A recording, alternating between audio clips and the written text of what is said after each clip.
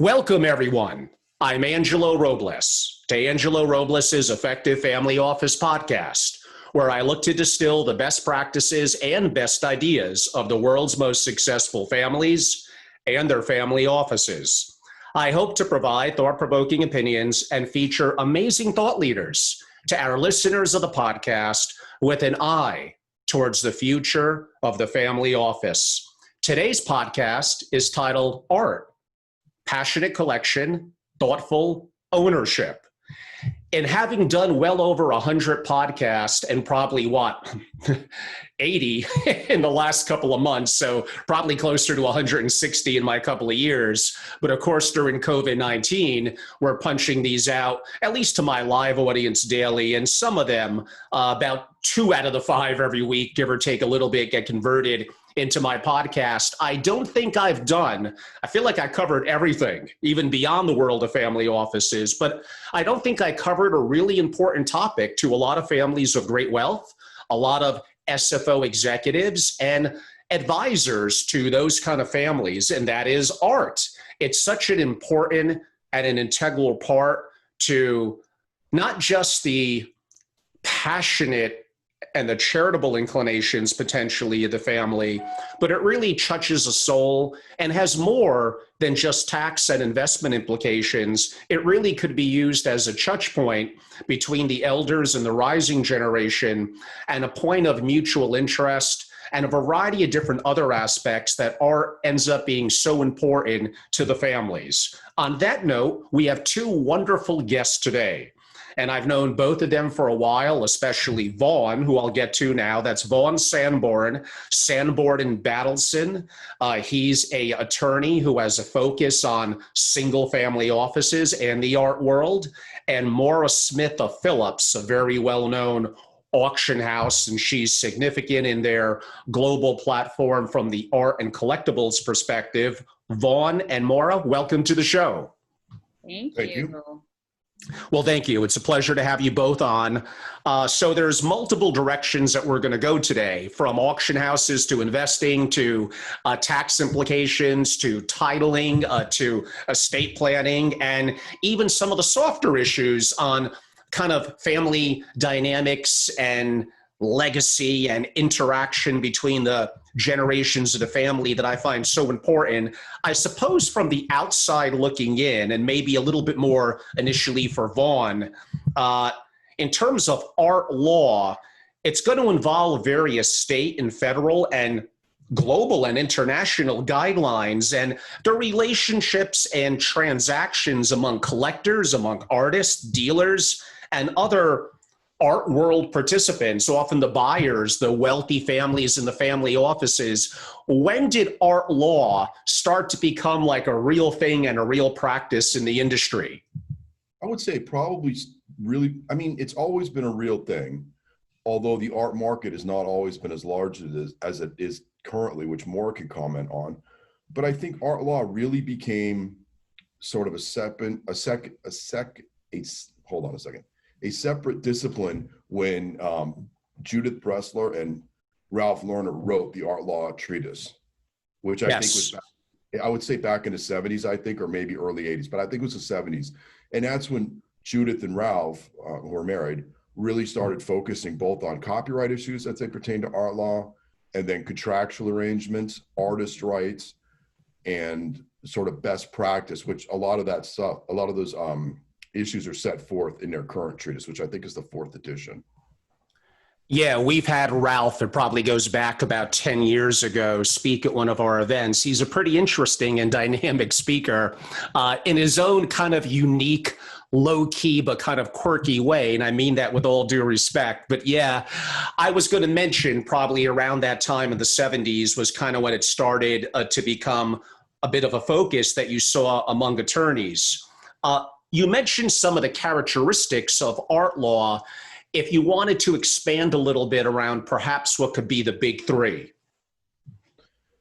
The big 3 was sort of what rights you have in the art itself. How are you protecting yourself when you're buying it or you're selling it? And then I would say some dealing with provenance issues and making sure that what you're buying is actually what it is. And when would you say is the time? I'm going to say probably from the beginning, but let's expand upon that a little bit.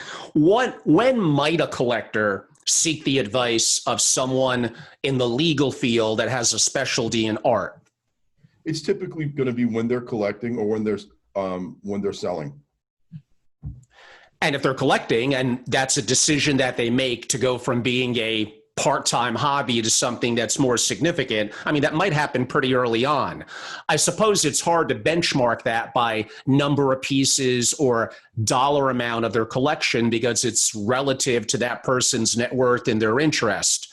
So that could happen early in the cycle or it could happen late. I guess it depends. Yeah, I mean, I think what happens on not that $250,000 is lower level, but at the lower end of the market where people are starting to collect at maybe 25, 50, 100,000, they're probably going to be using their own art advisor who is in all likelihood going to have form contracts, and they're not going to be paying a lawyer to advise them on, pieces up to 250, maybe even $500,000. They just don't think about it, and they don't really realize that there are sort of inherent issues that come along with art that other asset classes don't have. So they're just out there, it's the passionate collecting, right? They're out there buying, Yes. They want to buy it, and they're getting advice from somebody like Maura, and Maura sort of is guiding them the right way. And so they're typically not getting involved with the lawyers at that point because it just doesn't make economic sense. That's true. And actually, on that note, Maura, let's just say that I'm someone that has the resources and I have the inclination. How would you help me define kind of what genre in art I'm not even going to use the word invest because maybe initially it simply is a passionate interest that may morph into something that has an investment interest. How do I know that something is going to be a good fit for me? Great question. I think, initially it's everyone wants to like dip a toe in the pool and sort of say, I love art. I'm interested. How, before diving into the deep end, and maybe it does become a budget sensitive question, how much, set a budget, but I think educating, via calling an expert via auction house or a dealer, but really starting to immerse yourself into the players in the art market. Simply going to exhibitions, which helps again with the education. It's really about exposing. I mean, if you really don't know what kind of art that you're even attracted to, the more you experience, the more honed in that taste will become. It's a great answer. So someone like me who, I go to museums, I've been to art galleries, I like art, but I don't know if I have one thematic focus. So for me, if you were advising me, I wish I had those kind of resources, but it would be to maybe get a very broad overview, then start to narrow down what you like more. Is it, European art from the 1600s? Is it the American West from the 1800s? Is it the classics? Is it contemporary, Jackson Pollock, etc.? That would take a lot of money. Exactly. And a lot of the headlines that, typically the uneducated consumer reads is very specific to the post-war and contemporary art market. So, someone might be turned away, but really, they're passionate about Renaissance period art and they actually do have the budget for it. But again, it's just about sort of immersing yourself by communicating with the right people in the art world.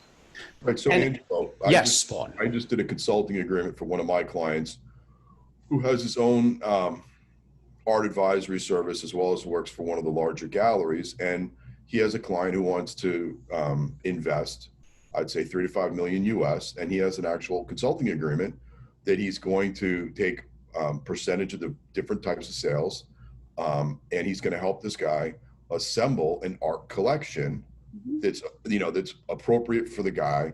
It's what he wants to collect, but his client doesn't necessarily have the wherewithal or the knowledge to assemble this type of collection himself.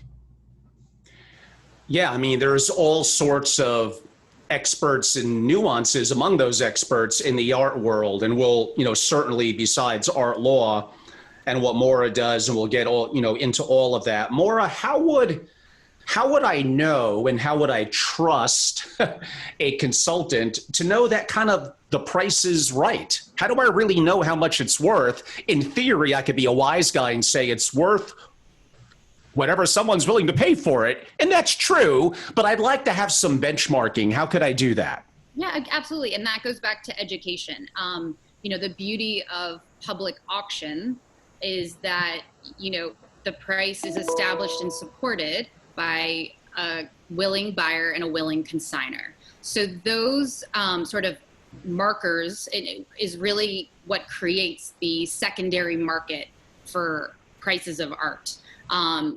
Yes, another aspect is if you go into a gallery, especially with very contemporary young living artists, the price is what the dealer is going to make it.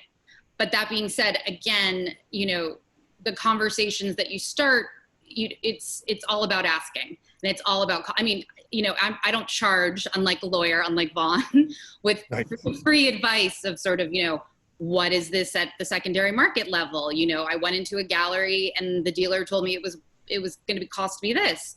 And then you can go back and forth, and I help a lot of clients negotiate, especially early on when first making their first significant purchases.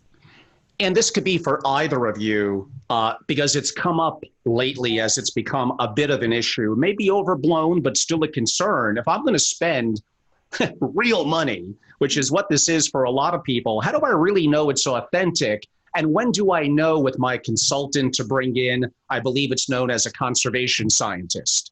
Mm-hmm. Vaughn, do you want me to take that? That's all you.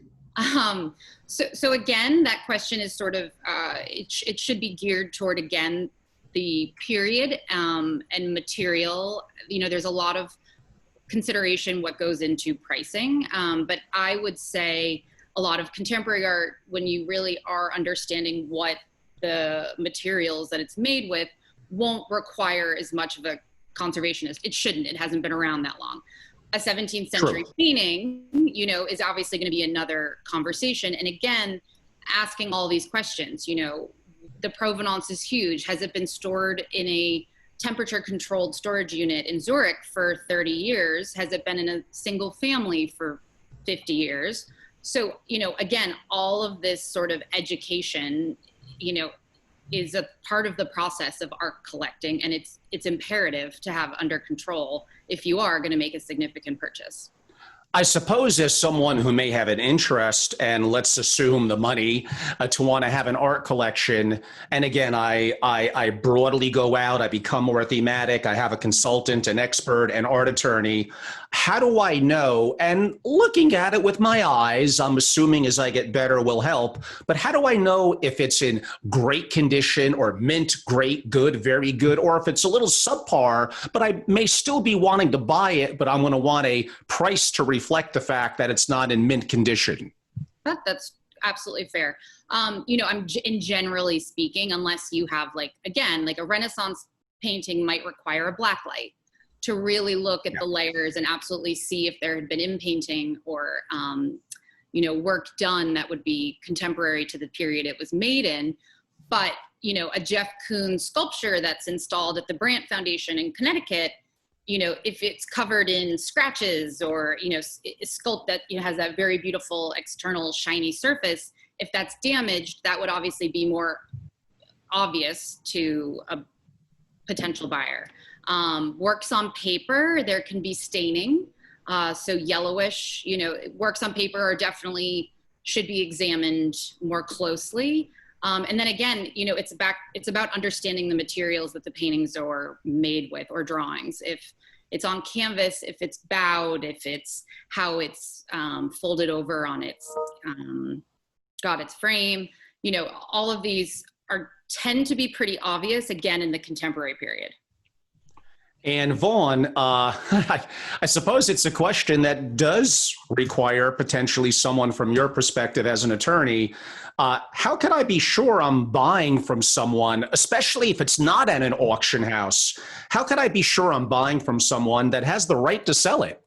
Then you want to get into issues of provenance. For example, we had a client about a year and a half ago. We ended up doing a private sale, and the great thing is we could tie out as part of the package that the auction house that got the sale done, we could tie out from the artist consigning it to the dealer selling it. I think it sold it to my client's family back in the early 70s. And then we could see the chain of, it never changed title after that. So we had artist to dealer to my guys, and then they just owned it. The other thing they did is they had it at a couple retrospectives, one I think at the Guggenheim in Bilbao and one at the Tate in London. So that helps as well, because when they put together these retrospectives, there will be due diligence done. And so when you're in the retrospective and you have it at these these really well-regarded galleries, that's a good sign. The other thing is for a lot of the more important artists, there's what's called the catalog raisonné. And so, for instance, Dr. Anfam did the Rothko catalog raisonné.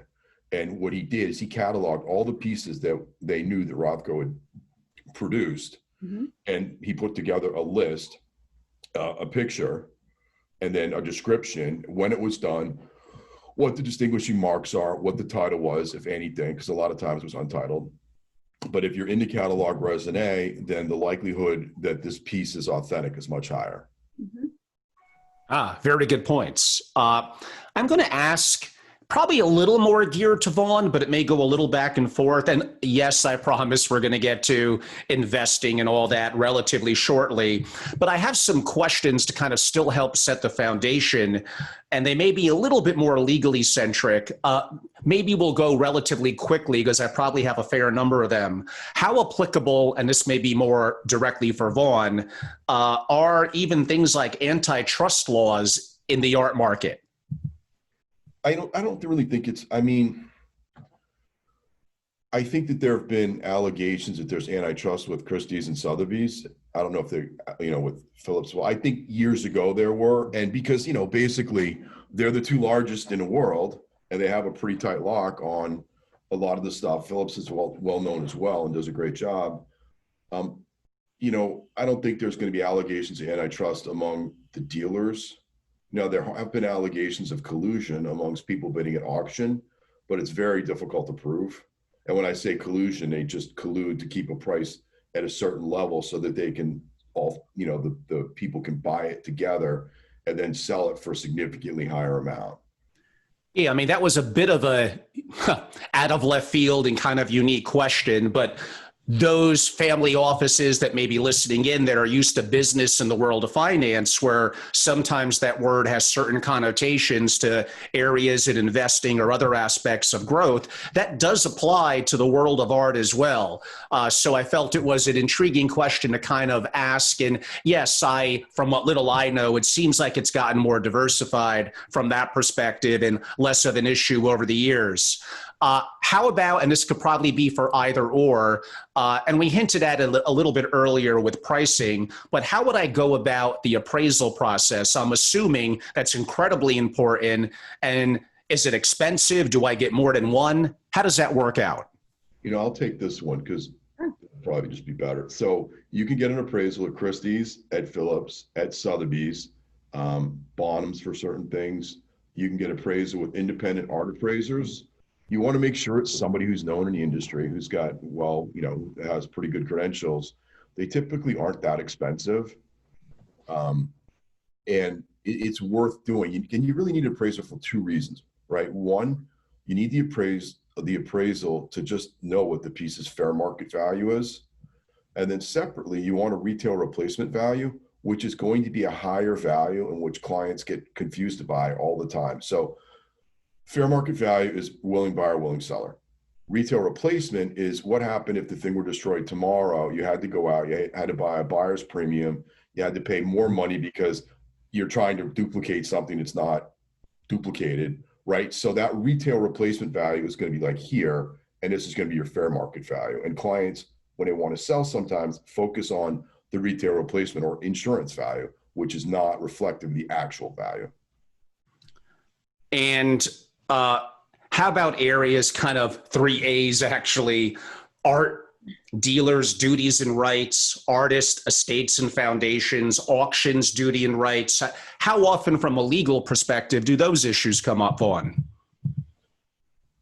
So you mean, artists have become a lot more sophisticated than they were in the past. The model before, and I've seen some contracts that are 67 years old, the contracts that they had originally made it so the art gallery industry was very, very capital intensive. So they're basically output contracts, right? So if I contracted with Maura for some pieces, I would pay her $5 for 12 by 24, $10 for 24 by 36, and maybe $25 for 40 by 60, right? And so what the dealers used to have to do is the artists would paint these pieces and the dealers had to buy all of it. And then they would typically bet on younger artists so that stuff was cheaper. And then they'd have to warehouse it. And then the dealers, what they would do is they would play out the art, and they were market makers. Today on a dealer artist side, it's typically a consignment. So it's usually 50-50 and the artist retains title. So the dealer isn't actually having to be so capital intensive aside from their space and aside from actually still being a market maker for the artist. Yeah, that was going to be one of my questions too, relative to the prevalence of consignment. It sounds like that's common. No, it's very common. And that's why there's a lot more art dealers now than there were 50 years ago. Mm-hmm. Yes, because not needing, like you said, the capital intensive. It may be for either or, Maura or Vaughn, and just popped in my head. Although Vaughn reminded me of it when he said something, I'm not sure why, it just popped there. And that basically is for a younger up and coming artist, and I know that's going to be quasi subjective. How can I be sure? And I'm not so sure it's a bad thing, but in theory, a powerful dealer could make an artist by simply, I have a great Rolodex, I think you're talented, I would like to get involved early, and I have a database and relationships with thousands of people. When I'm a young artist showing promise and talent, and this is the magic question about art, is what makes one successful and the other not? And is it sometimes more business and corporate-y behind the scenes than most people think? Yes. More. Was it the version who basically sponsored Basquiat? Am I right on that? No, he was an exception. But didn't somebody bring Basquiat out to, I think, LA and out to their studio there and sort of gave him carte blanche to do what he wanted? Maybe early on, but I don't. Really early on. I'm trying to even think, who would that be?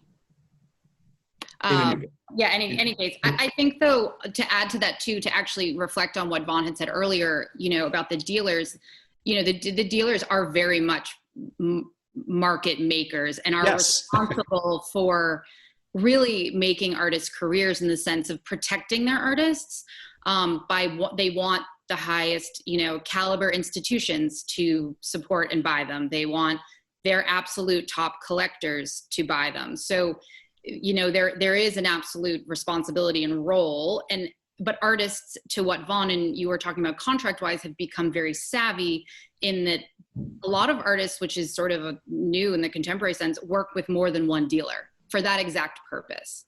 And if they decide to sort of trust, I don't know it's between the artist and the dealer, but it is very much, I know a lot of contemporary artists that have multiple dealers, which wouldn't have been the case, maybe 10, 15 years ago. And right. Two really notable exceptions to the dealer as market maker. Mm-hmm. One really fascinating one, if you've been watching Instagram at all during COVID, is Banksy. No one really knows. Oh, yeah. And he's made his own market with his own, he's a tag artist, which is how Basquiat started out, right? Mm-hmm. And I mean, I don't know if you saw it, but he just painted a mural on the Tube in London. I did see that, actually. Yeah. And then I think another interesting one, and I don't know what it was like early in his career, but later on, as he's gotten older, is Damien Hirst.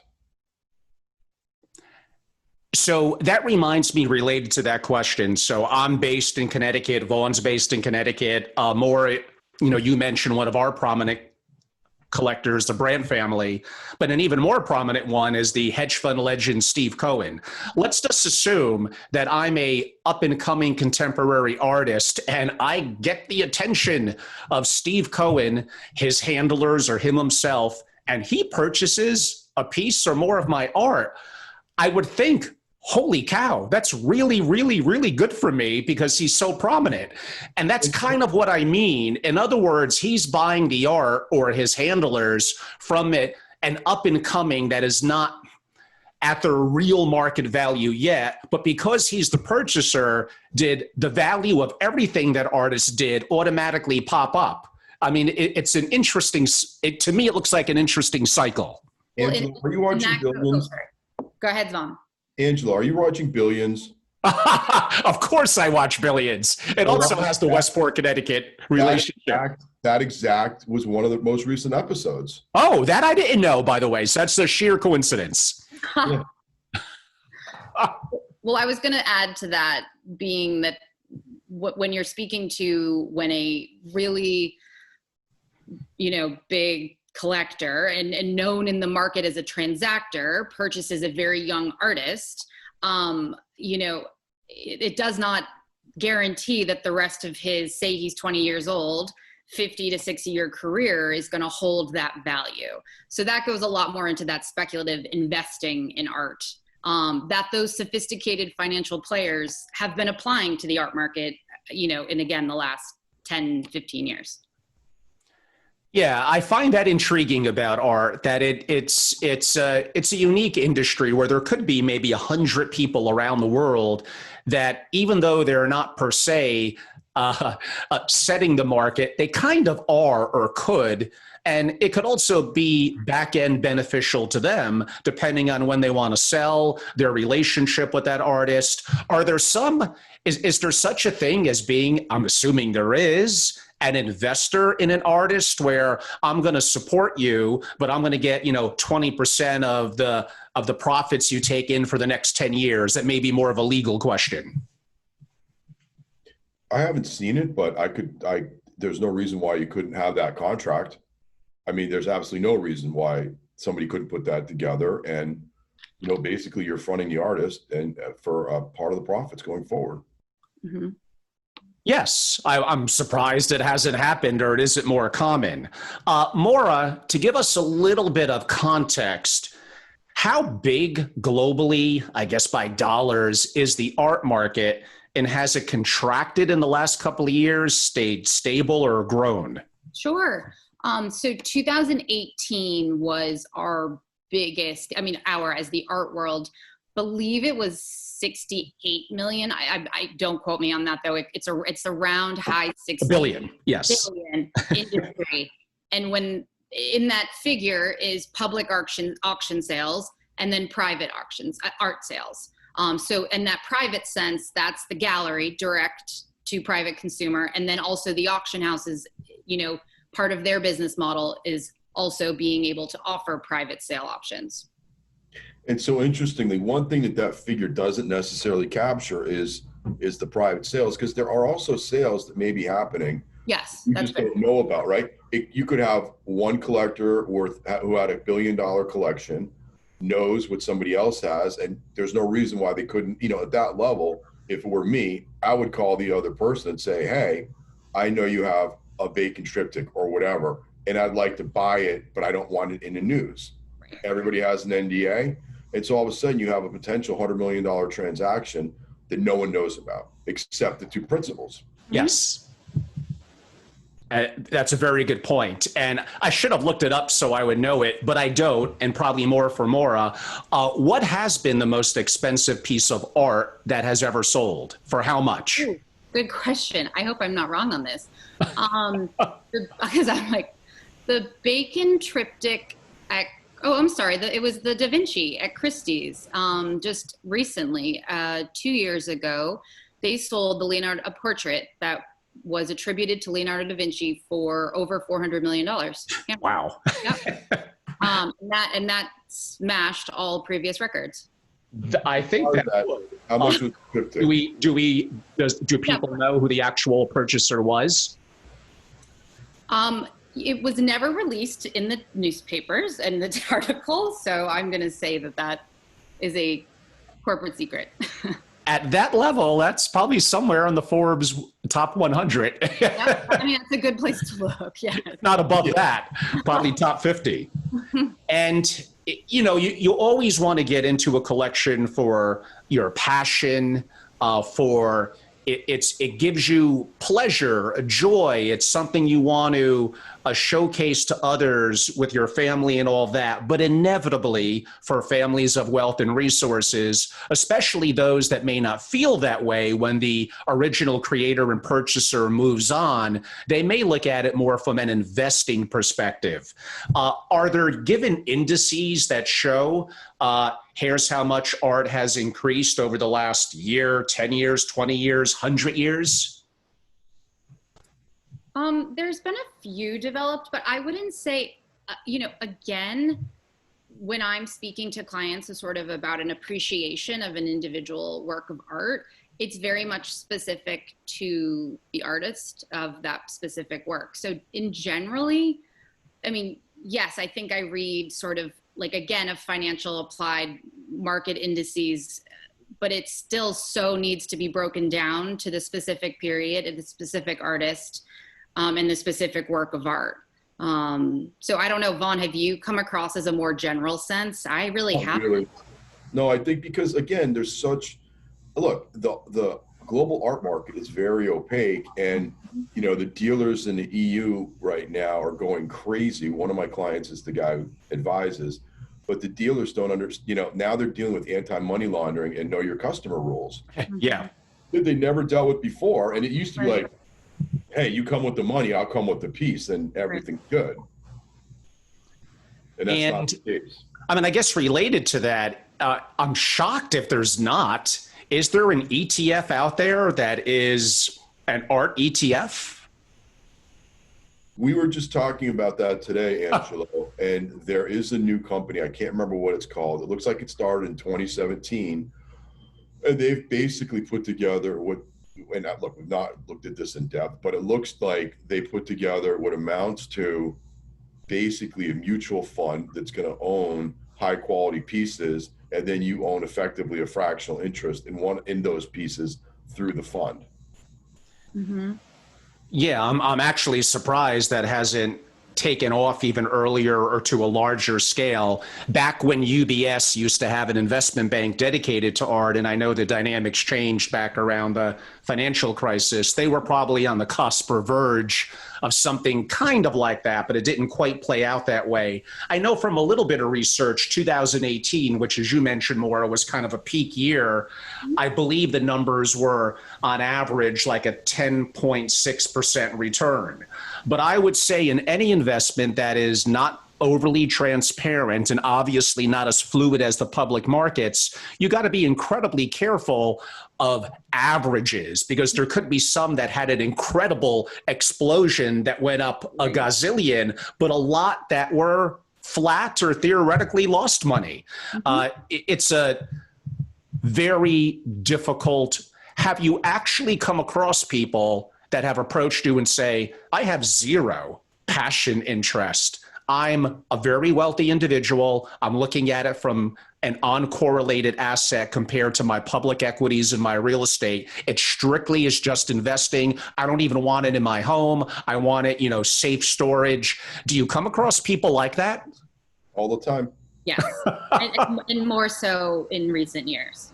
Yep, exactly. I mean, so Peter Brandt, I spoke at the Brandt Foundation years ago on some art topics, and he had a very interesting book, and it talked about the passion, I think, of the 70s when he had just started to collect. So he has the book at the foundation. I don't know if he still has it out, but there's this whole part of the book talking about his passion for collecting, and I think that's been changing.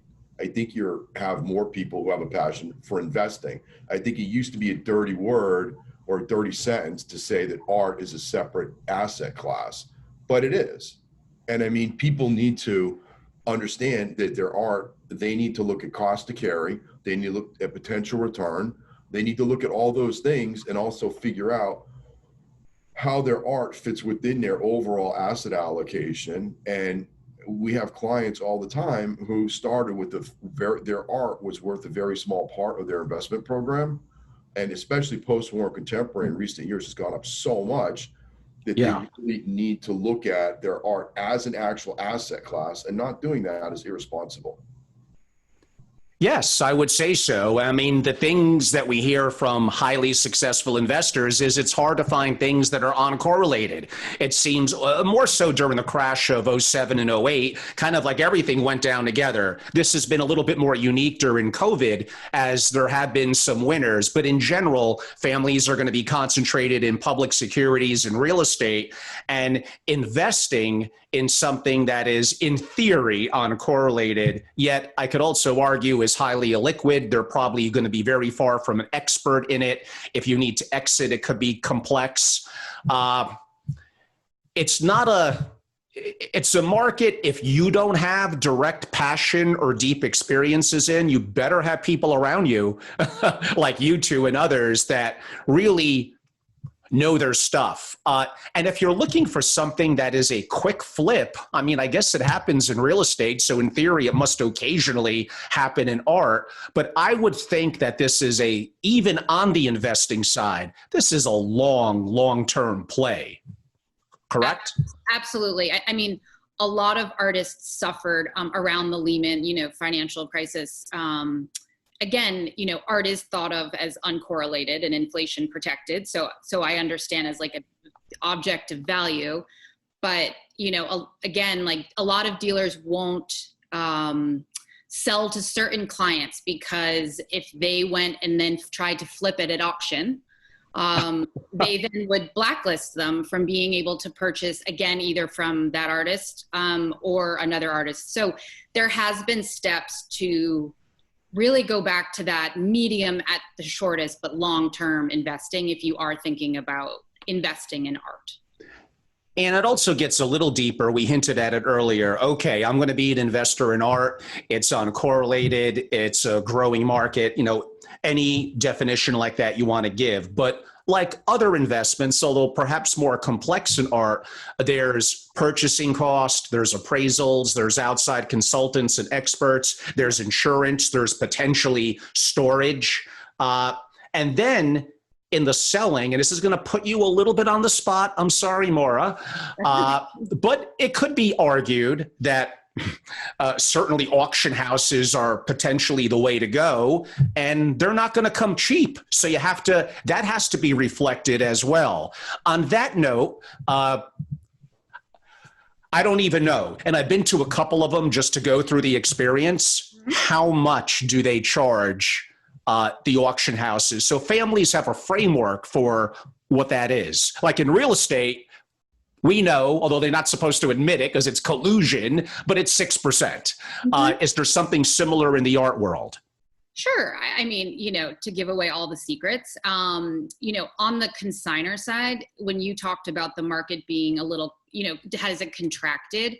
It has gotten extremely competitive for potential consignments, whether that's estate business, whether that's a collector deciding to sort of, get rid of something that he, at this time and at this moment for a specific artist. But, 0% is sort of industry standard for a high valued object.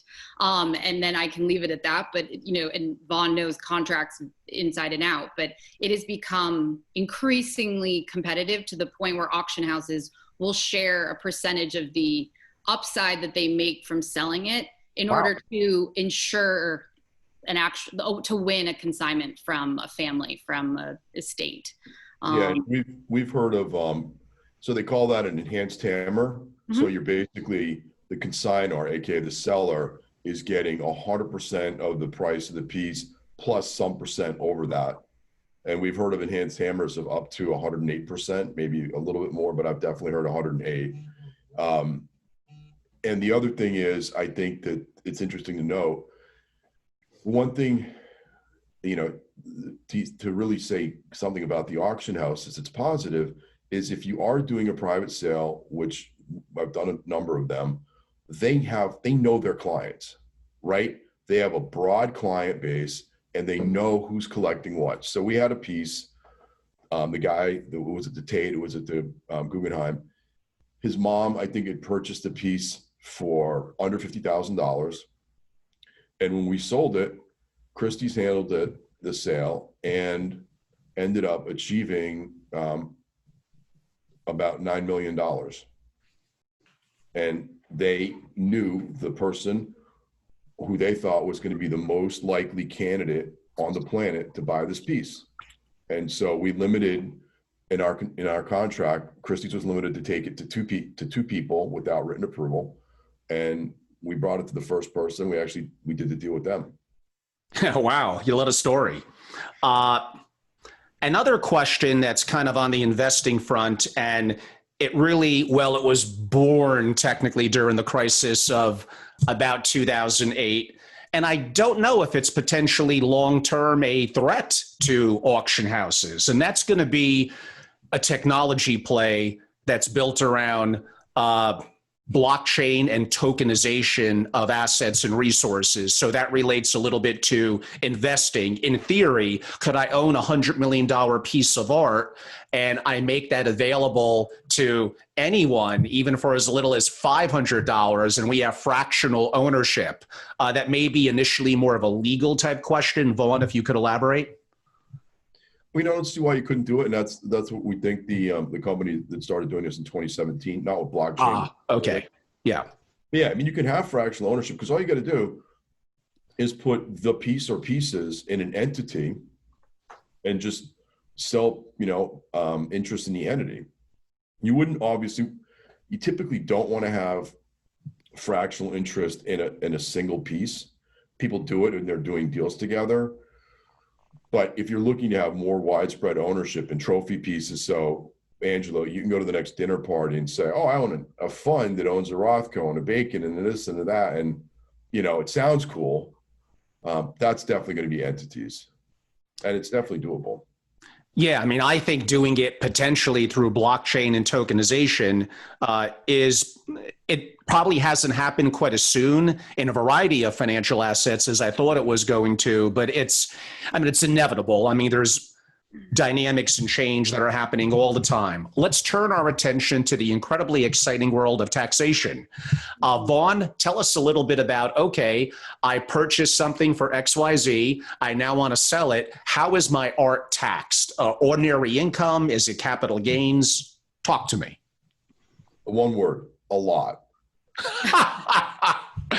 Unfortunately, if you're going to sell a piece of art, right, typically, if you've got the long hold periods, assume that your cost basis is effectively zero, right? Because if your family bought something 50 years ago, like my guy's family did, they weren't sheltering. They're sheltering like maybe $50,000. Like, okay, so who cares about that on a $10 million deal? So if it's long-term gain, unfortunately, it's taxed at the higher collectibles rate, which is 28%. Then you add the Medicare tax, which is 3.8%. So you're like now 32% effectively.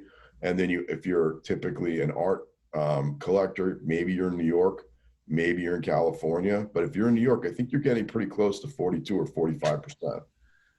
And that's 42 or 45% typically of the gross proceeds. Because like I said, the cost basis is so little that you might as well just back it out because it's not going to shelter anything meaningful. I'm probably trying to get too cute here, and you could laugh at it. And my audience is going to say, oh, I think I know where Angelo's going. His passionate interest in lowering taxes as much as possible, yet still being a U.S. citizen. Is the play in Puerto Rico or U.S. Virgin Islands? I wouldn't have the tail wag the dog. I get it. But in theory, unless that somehow is excluded, and I don't think it is, that is a way to incredibly lower my tax burden. I've looked at the USVI residency rules and actually commented on those. And back in 2005, when they changed them, we've looked at Puerto Rico, but more from a business perspective.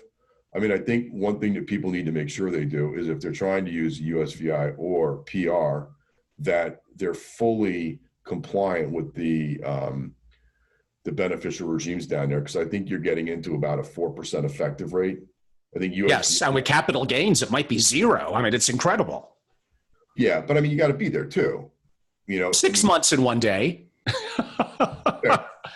And you have the resources to live in a very, very nice community. But again, and you're still a U.S. citizen, but I do understand, let's be a little careful about, most people, they don't need to live, if they're super wealthy, in California or New York City, but a lot of them choose to, even paying much higher taxes because it's more, they got one life to live and they're already really, really rich. So, let's not let the tail wag the dog, but nonetheless, going from in New York City, approximately 40 to 42% to 0 to 4%, that would at least get my attention. I may end up saying no to it, but that's interesting. Could I set up a holding company there? Does the holding company own the art? Does that sell? I mean, well, again, I don't want to get too cute on the tax play here, but if I was in those shoes, it would be something I would potentially look at. What's the guidelines on art relative to 1031 exchanges? No longer permissible. Okay, that sucks. Yeah. It really does. And I mean, the tax lawyers like me would debate whether 1031s really worked against art. And then the argument is, well, it's really a deferral tactic, not an avoidance tactic. So really, at the end of the day, does the IRS care all that much? And I think they really just didn't, because they're still going to get their money at some point. Like, the piece was going to get sold, even if you rolled it forward. But if you rolled the gain forward, it was going to probably be, significantly more gain than if you just got it at each time you transacted. Mm-hmm.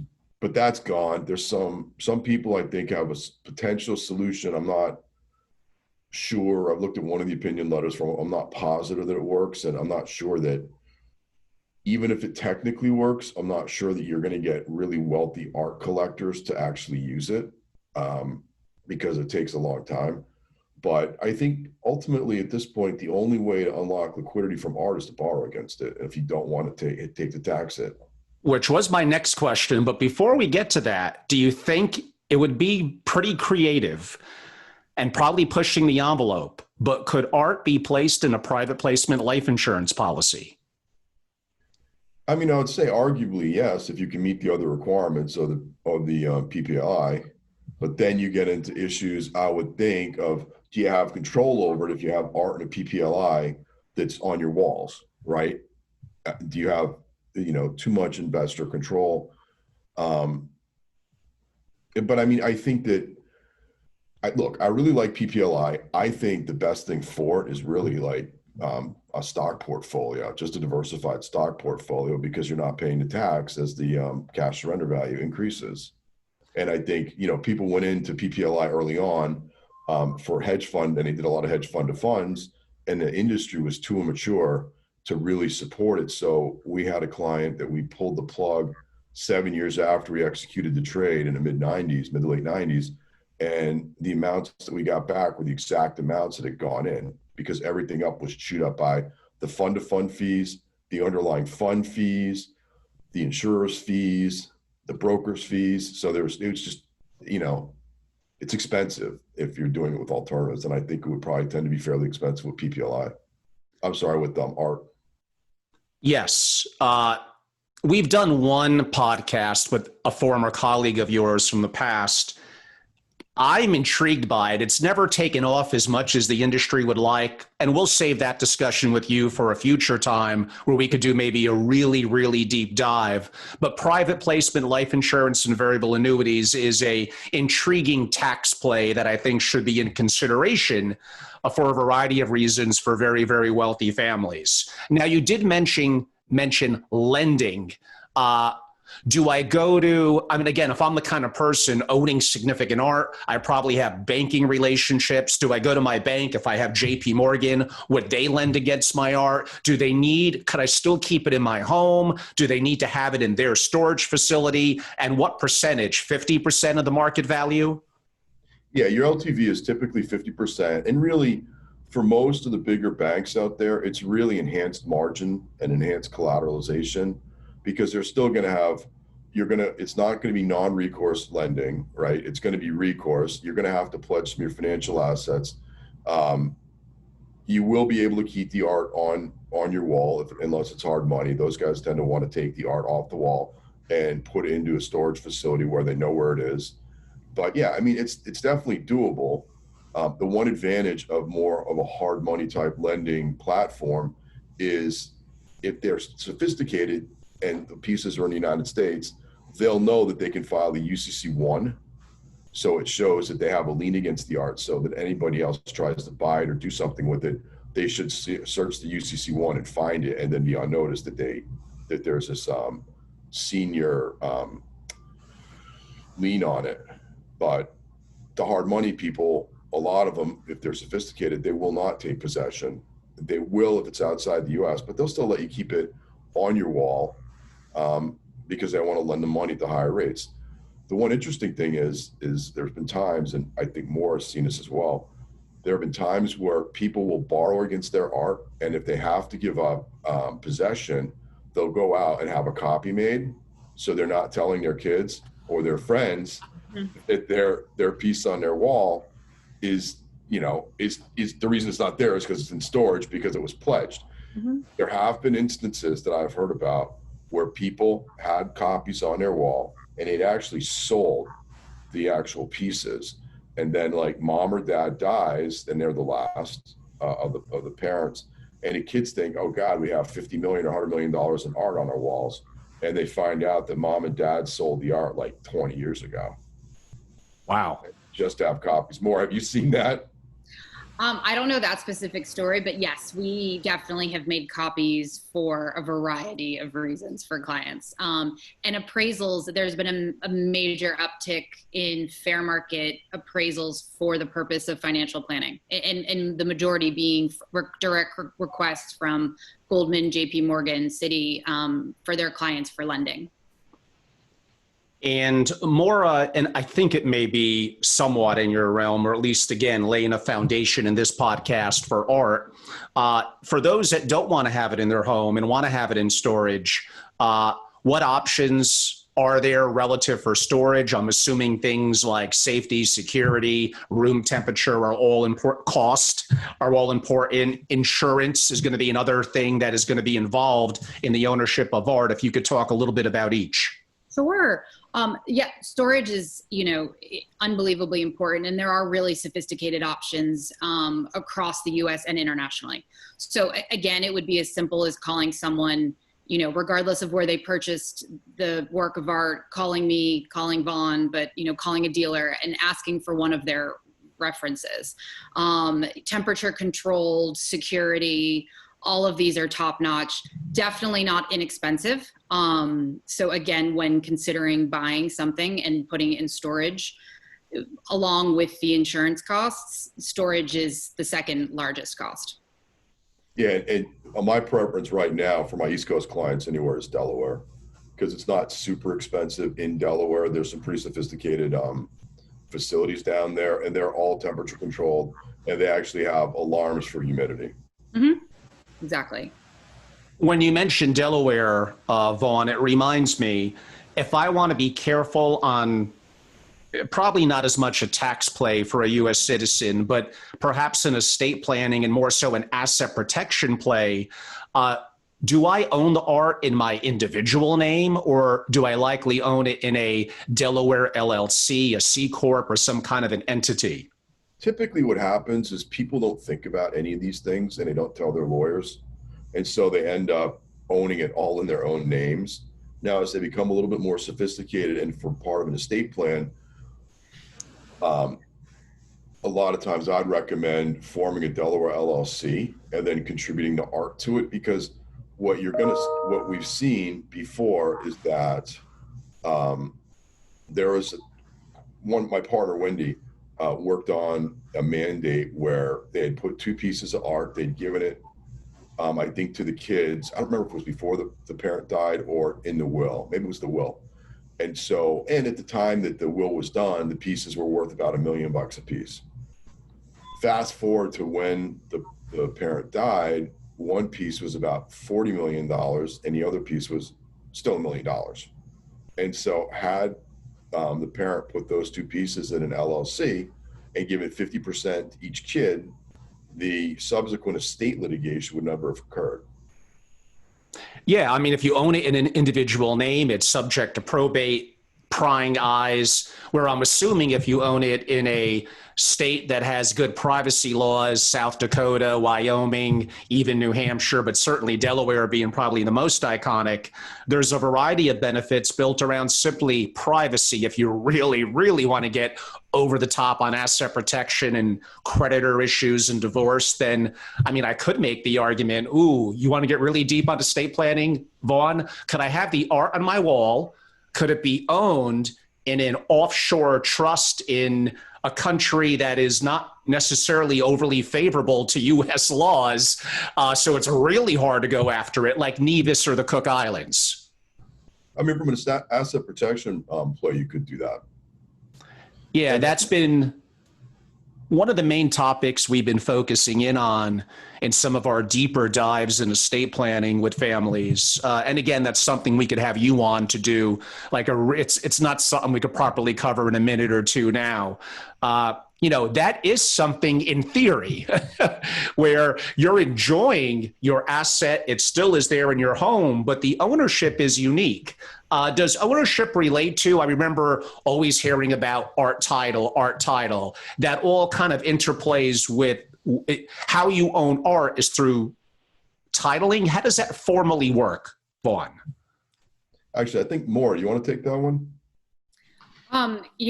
Again, there have been sort of with title insurance, ways over the years to sort of protect that exact question. Specific to the period of art, again, the only times that I had ever come across issues of title, besides being direct seller and direct buyer, are issues of restitution. And issues of around World War II and any seized art. Right. So anything other than that, yeah, clear title is, and especially after due diligence, goes back to the importance and what we stress upon provenance. And then again, authenticity, whether that is a foundation that signs off on it. But I mean, auction houses, turn away sales if there is no, they won't confirm provenance if the committee says that it's not in the catalog raisonné, that there's unclear, and then specific to restitution cases, if there's ever a claim from a family member. So that was really the only title concerns that I had ever come across. Yeah, and Angela, I had a client who there was an assertion of restitution claim, and because their family office records were so good, they could show that their entity had purchased this piece. The piece had come through, I think it had been given to a museum in Germany in 1920. And then ultimately when my guys purchased it, yes, it was given by a Jewish family, but they gave it in 1920, not in the 30s. And when my guys purchased it, they had the provenance and the chain of title, and they could show, hey, look, that's not what happened. Mm-hmm. I want to be respectful of your time. I have one more question for each of you. We'll start with Maura. Mm-hmm. So I'm familiar. So you mentioned again, if I want to immerse myself as an earlier stage into the art world, and being in the New York area, I don't know if they even did it this year, probably not, like the Armory. But the one that I really think of is one where I host events every year, and that is at, of course, Art Basel, Miami. Now, there also is, of course, Basel, Switzerland. But wouldn't those, besides partying and having a good time, wouldn't an Art Basel be a bit of a good point to kind of just immerse yourself? Or for a pro like yourself, does it tend to be too commercial, overpriced? I mean, I don't know. Tell me. No, I think art fairs are essential to the fabric of the art market. It's works that, yes, there is the nuances that dealers tend to pre-sell. So as someone, like in an advising capacity that I am, I do tend to know what galleries are going to bring. That being said, it's important for my clients to be able to see it in person. That again, this was pre-COVID. So, as right. This year, June Basel was online and virtual. So it was a complete shift to be able to have, VIP access to online virtual viewing rooms. But it definitely, I do think it'll be a hybrid of art fair in real time and this virtual new paradigm that we're in. But I do think that's an essential learning and experiencing part of being in the art market. Yeah, some questions I had to leave a little on the chopping block. I wanted to cover more, the challenges during COVID-19 and the impact on the industry. We'll have to save that one for a part two. Vaughn, my closing question for you that is probably worthy of its own 1 hour discussion. So again, we're going over it pretty lightly. We tended to trend to it in my asset protection question, a little bit of my Puerto Rico, U.S. Virgin Islands, and that is really looking at the picture from a tax and estate planning and a charitable perspective. The value of art as a gift in donor advised funds, as a charitable inclination. And we're probably not even going to get into, although we hinted at it earlier, how art impacts family values, the elders and the rising generation, a common community and bond and legacy. So I'm throwing a lot at you in kind of a final question, but if you could put a bow on it, that would be great. So one of my friends who is in this space, she said she's seen instances where the parents love the art more than the children. I think that happens a little bit. Right. And we've all seen the majority of these type of cases when they come to you, the parents love the art and they collected it very passionately. And the children are like, when can we monetize this? So, I mean, I hate to say it, it's just how it works. And the parents who collected this stuff and really love it and live with it on a daily basis for 50 years or 40 years or whatever, the kids are kind of like, why do we have, two $50 million pieces in the living room and three $30 million pieces in the dining room? Like, that makes no sense to anybody. So what'll happen is if the parents want to keep the collection together, they can look about maybe doing their own museum, but that's expensive. Or they can contribute it to actual museums, although because of COVID, it's going to be very interesting to see which museums actually survive. And that's going to be a really serious issue. Or the parents can start to pre-sell the art before they die, or just have it in their estate and then have the children sell it after they die. But in most instances, there's going to be a deaccession event when somebody dies. And it's either the kids selling it, the parents contributing it, and it's just the way that it works. Yeah, kind of the family setting up a family museum legally and all that was one of the questions that we were going to do a little bit of a deeper dive on. But again, time goes by so quickly. And an interesting point, and you are correct, the impact of COVID on various things in society, but where people congregate in something like museums, which were probably, unfortunately, starting to fade a little bit. Is this going to be a little bit of a nail in a coffin for some of them, given that we're probably not going to have a vaccine where 70% of the world took it for a while? I don't know, 8 months, a year, 18 months, 24 months. And unfortunately, a lot of new way of thinking and living in today's world is playing out. I would be concerned for, if I could call it an industry, just like libraries, do we need them as much anymore? We grew up on them in our childhood. Of course, not Maura, she's too young, but old guys like me and Vaughn. So think everything, like when I talk about technology to the family offices, everything that was going to happen is happening now much, much quicker because of COVID. Some of it's going to be really good, and some of it's going to be a little concerning for those of us that are kind of used to doing things a certain way. For sure, you have to adapt. Maura, for those that have an interest in learning more about you and your practice, how could they learn more about you, your firm, and how could they reach out to you like an email? Oh, I can give you my email now. It's Maura, Maura Smith at Phillips, PHILLIPS.com. And shoot questions away. Happy to. Great. And that was Maura Smith with no period, no dot, just straight through. Straight through. Excellent. And Vaughn, how about you? So our website is Sanborn, Battleson, BATTLESON.com. And my email is just Vaughn, VON, at sanbornbattleson.com. And just as a quick plug for the firm, Wendy Battleson, my partner, was general counsel at Christie's for over a decade. That's for sure. And we look to have Wendy on soon as well. So that'll be really, really exciting. And we have so much to learn and talk about. Actually, in our hour and 10 minutes or so, I feel like there was so much that was left on the floor. So there certainly is still lots to cover. We hinted at some of them.